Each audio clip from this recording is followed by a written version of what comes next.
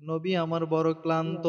আবু বকর নবীকে ডাইকা ডাইকা কয়, ইয়া রাসূলুল্লাহ, ইয়া হাবিবাল্লাহ, বেয়াদবি নিবেন না রে নবী, আপনার বড় কষ্ট হয়, আপনি আমার কাঁধে উঠেন।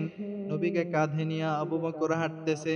হাঁটতে হাঁটতে গুহার ভিতরে ঢুকছে। ওইখানেও লম্বা ঘটনা সংক্ষিপ্ত করে দিলাম।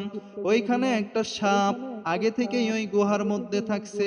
ওই গুহার মধ্যে থাইকা অপেক্ষা করে মায়ার নবী কখন আসবে, নবীকে এক নজর দেখবে, এরকম চিন্তা কইরা ওই সাপটা এখানে আছে। আবু বকর যখন দেখলেন ওই গুহার ভিতরে বিভিন্ন ছিদ্র, তার রুমালটা ছিঁড়ে ছিঁড়ে ছিদ্র বুঝাইতেছে।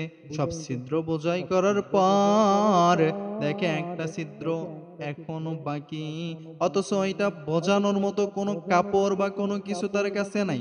আবু বকর রাদিয়াল্লাহু তাআলা আনহু নিজের পায়ের নিচের যে গুল্লাটা আছে ওইটা ওই ছিদ্রের মধ্যে দিয়া দিলেন।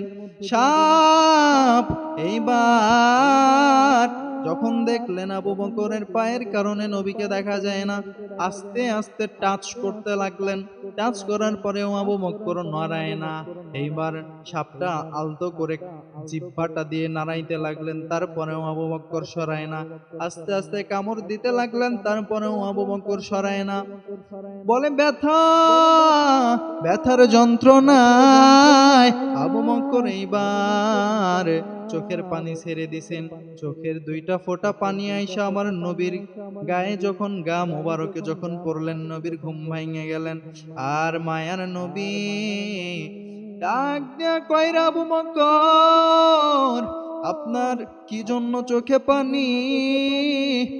আবু বকর ডাইকা কয়, ইয়া রাসূলুল্লাহ, ছিদ্রগুলা বন্ধ করেছি আমার রুমাল ছিঁড়ে ছিঁড়ে, এই একটা ছিদ্র বন্ধ করতে পারি নাই, পাটা দিয়ে বন্ধ করেছিলাম। এইখান থেকে একটা সাপ কামড় দিছে, যার কারণে আমি ব্যথায় এভাবে কান্না করতেছি।